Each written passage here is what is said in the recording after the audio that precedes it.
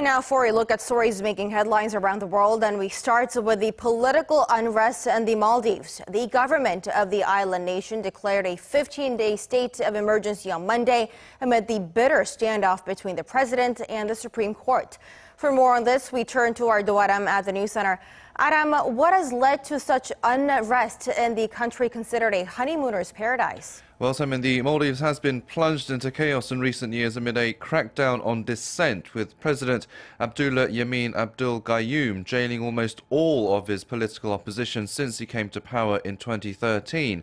The crisis was exacerbated last week when the Supreme Court surprisingly ordered the release of the imprisoned opposition leaders, as well as for 12 lawmakers to be reinstated.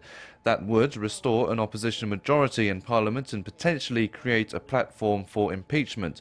It also threw out a trial against former President Mohamed Nasheed, the country's first democratically elected leader. He was controversially convicted of terrorism in 2015 by the Gayoom regime.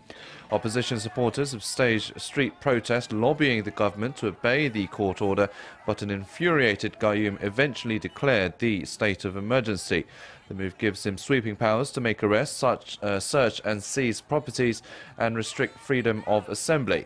Hours after the emergency was declared, soldiers forced their way into the Supreme Court building, where the judges were believed to be taking shelter. Several countries, meanwhile, including the United States, as well as some human rights groups, have urged the Maldives government to adhere to the Supreme Court's ruling and respect the rule of law. The United Kingdom, China and India have all issued travel warnings to the island nation amid the political unrest.